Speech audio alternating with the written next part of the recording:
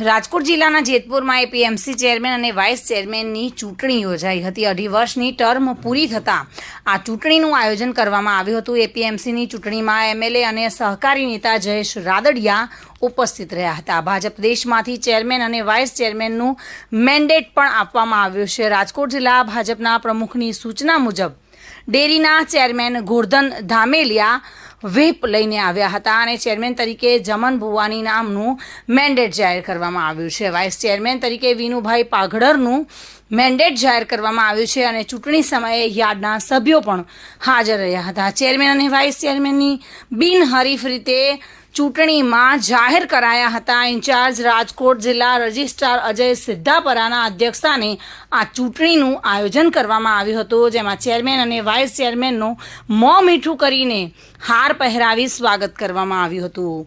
બિનહરીફ રીતે ચૂંટાઈ આવેલા બંને સભ્યોનું મોં મીઠું કરવામાં આવ્યું હતું। ચેરમેન અને વાઇસ ચેરમેનનું મોં મીઠું કરીને તેઓનું સ્વાગત કરવામાં આવ્યું હતું।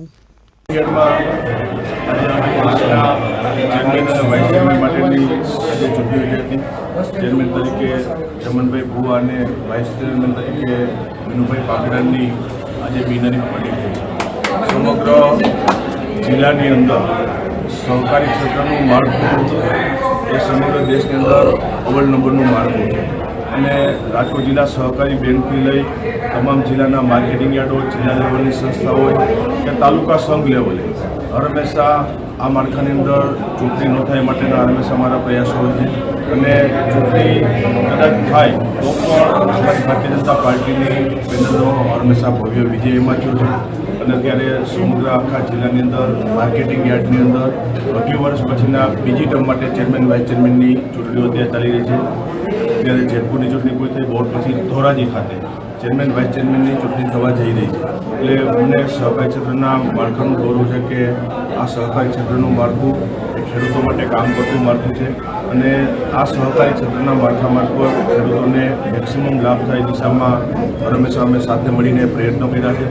જેતપુર માર્કેટિંગ યાર્ડમાં પણ બીજી ટર્મ માટે ચેરમેન વાઇસ ચેરમેનની પણ એ જવાબદારી છે કે ખેડૂતો, વેપારી અને અહીંયા જે માર્કેટિંગ યાર્ડમાં કામ કરતા લેબર હોય, મજૂર હોય, બધાનું સરખું ધ્યાન રાખી અને માર્કેટિંગ યાર્ડનો વિકાસ થાય, ખેડૂતોને લાભ આપી શકે એ દિશામાં માર્કેટિંગ યાર્ડ કામ કરતું છે। સુરેશ ભાલિયા સાથે bureau report, today Gujarati news.